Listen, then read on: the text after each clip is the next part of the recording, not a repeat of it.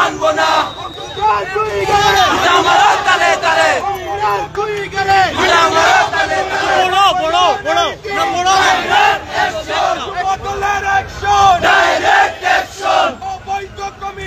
মানি না মানবো না অবৈধ কমিটি মানি না মানবো না অবৈধ কমিটি বসুচুরা গেল কই বসুচুরা গেল কই হই হই হই হই হই হই হই বসুচুরা গেল কই বসুচুরা গেল কই হই হই হই হই অবৈধ কমিটি মানি না মানবো না অবৈধ কমিটি মানি না মানবো না আয়োতে বরত্ব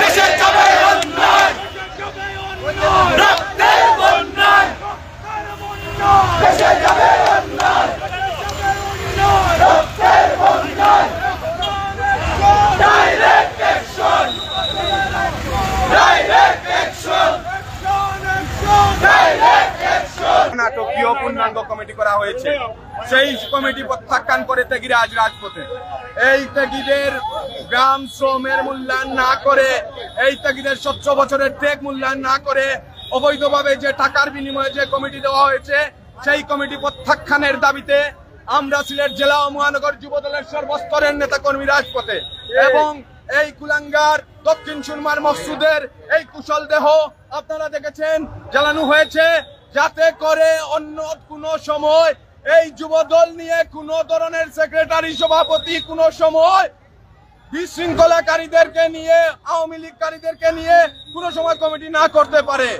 ইনশাআল্লাহ ভবিষ্যতে যারা এই নেতৃত্বে আসবে তারা অতীত দেখে শিক্ষা নিবে, কারণ ত্যাগীদের বাদ দিয়ে কমিটি দেওয়া হলে রাজপথে কি করা হয়, রাজপথে তাদেরকে প্রতিহত করা হবে।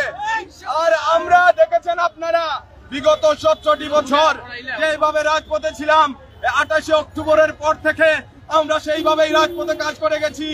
আমাদেরকে এই সিলেট জেলা ও মহানগর যুবদলের একটি নেতা কর্মী দেখাতে পারবে না বিগত আন্দোলনে কোনো কর্মসূচি বা আন্দোলন সংগ্রামে তাদের কোনো সক্রিয় ভূমিকা। কিন্তু আমরা সাধারণ কর্মীরা পিকেটিং থেকে শুরু করে এই হাসিনার 24-এর সাথে জানুয়ারির দামি নির্বাচন আগের দিন পর্যন্ত রাজপথে তৃণমূলের কর্মীরা আমাদের সাথে রাজপথে আন্দোলন করে গেছে। তবে দায়িত্বশীল কোন নেতাদেরকে পাওয়া যায় না, এটা আমি নয়, সমগ্র বাংলাদেশ জানে। আপনারা মিডিয়ার সহকর্মী ভাইরাও জানেন রাজপথে কারা ছিল, কাদেরকে নিয়ে বর্তমান কমিটি এই পকেট কমিটি করা হয়েছে।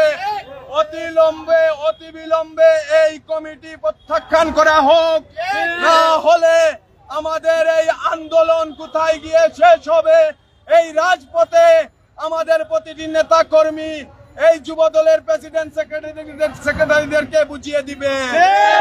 কারণ আমরা ত্যাগ স্বীকার করে এখানে এসেছি, আমরা উড়ে এসে জুড়ে বসি নাই।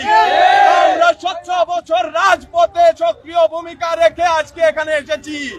তাই আপনারা আমার যুবদলের সভাপতি সেক্রেটারি ভাইদেরকে বলে দিতে চাই আমি স্পষ্ট ভাষায়, সঠিক মূল্যায়ন না করলে এর পরিণাম ভয়াবহ হবে এবং এই সিলেটের মাটিতে আপনাদের এই পবিত্র শাহজালালের মাটিতে সমুচিত জবাব আমার যুবদলের সহকর্মী ভাইয়েরা দিবেন ইনশাআল্লাহ। আমিও পাশাপাশি অসংখ্য ধন্যবাদ জানাই। আপনারা সব সাংবাদিক ভাইয়েরা আমাদের পাশে আছেন, সমগ্র সিলেটবাসী আমাদের পাশে আছে। আমি সিলেট জেলা ও মহানগর বিএনপির সংগ্রামী সভাপতি সেক্রেটারি ভাইদেরকে উদ্দেশ্য করে দুটি কথা বলতে চাই।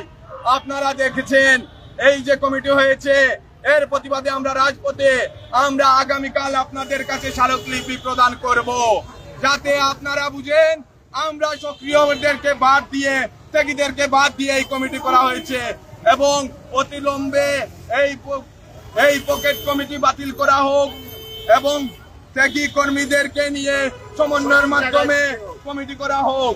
বাংলাদেশ জিন্দাবাদ, বাংলাদেশ জাতীয়তাবাদী যুবদল সিলেট জেলা শাখা জিন্দাবাদ জিন্দাবাদ। অসংখ্য ধন্যবাদ সাংবাদিক ভাইদেরকে।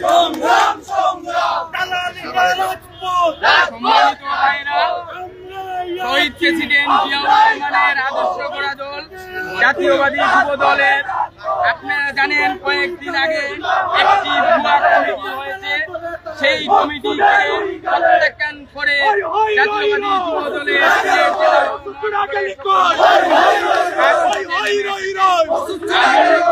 কেন্দ্রীয় নেতৃবৃন্দ এখানে যারা আছেন সবাই বিগত আন্দোলনের পরিচিত মুখ। এখানে কারো নাম মিনিং করে বলা লাগবে না, সবাই চিনেন। আমরা পুষ্পদেবীর জন্য এখানে রাজনীতি করি না, কারণ আমাদের নাম একটি ব্র্যান্ড। আমরা পদ পেলেও আমাদেরকে চিনে, দল না পেলেও চিনে।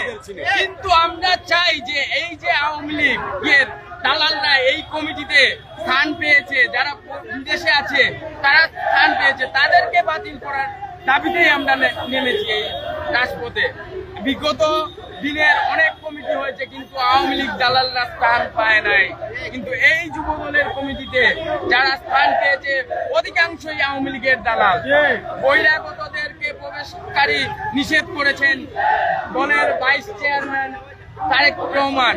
সেখানে কি করে সাহস পায় ওনারা আওয়ামী লীগের দালালদের দিয়ে এই কমিটি করার? আমরা অনেকখানে শুনেছি এই জেলার সেক্রেটারি আওয়ামী লীগের দূষরদেরকে প্রশ্রয় দিয়েছেন, দেশ ছেড়ে পালানোর সহযোগিতা করেছেন, তাদেরকে মামলা না দেওয়ার জন্য নানান ধরনের পায়তারা করেছেন।